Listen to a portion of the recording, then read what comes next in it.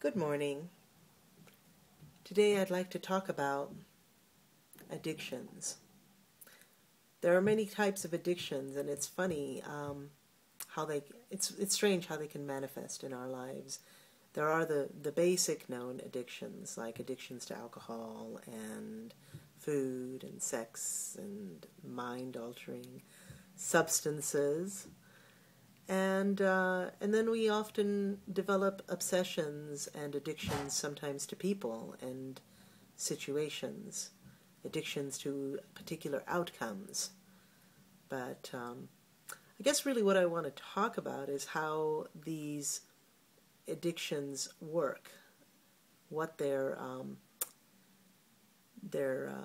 operation is. And I believe that most of the time we develop addictions in the beginning as an inherent need to fulfill ourselves.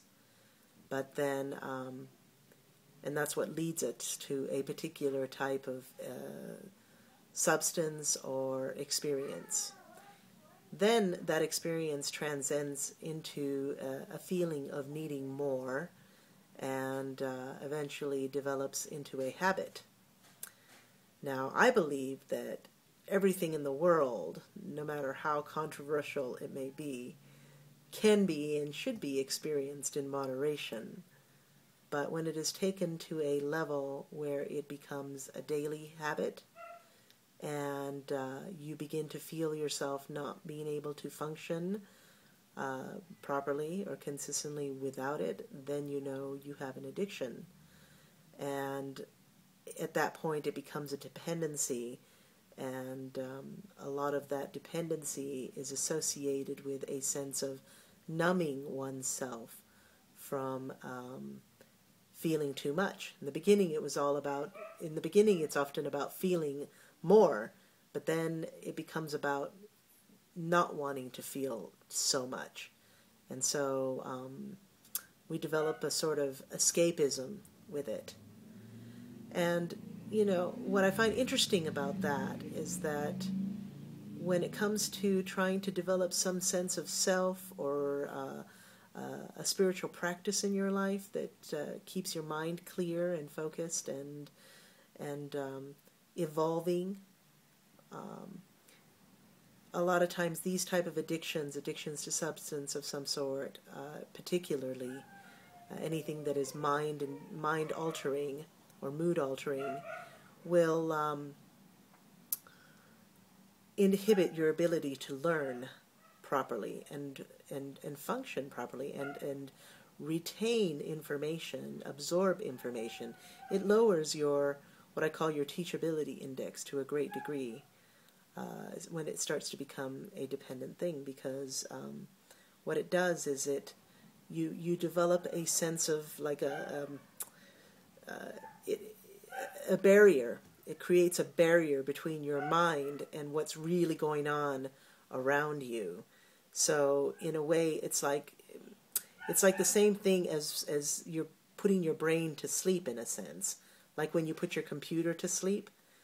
When your computer is sleeping, there's no information coming in or going out.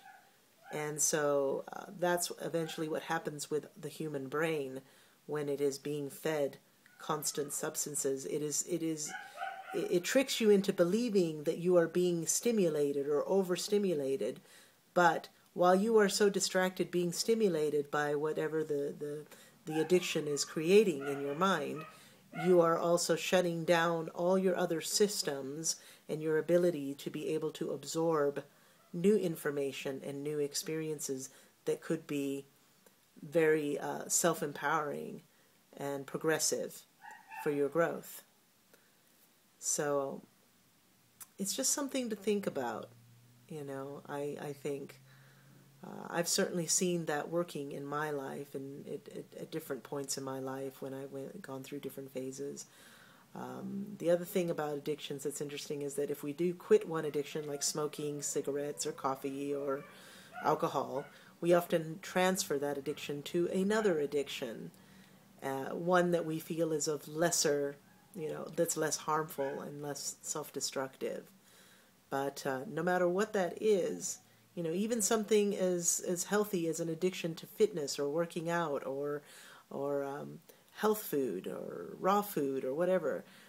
It may be a healthy addiction, but it can also be taken to an obsessive level, and very quickly, you know, you'll find yourself out of balance.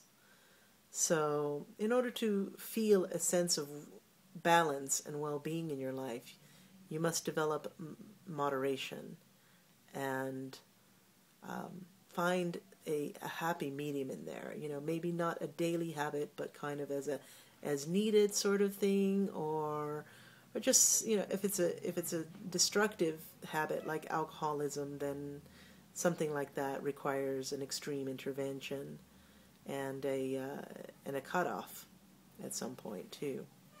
But I'm not talking about that in particular. You know, I'm really thinking more in terms of how to create a sense of clarity in the mind, because the mind, in order for the mind to be clear, to receive new information and to be able to keep yourself grounded and rooted in this present awareness, we have to be clear. We cannot be altered by any kind of mind-inducing or mind-altering substances.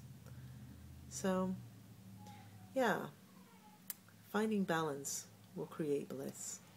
So that's my thought for the day.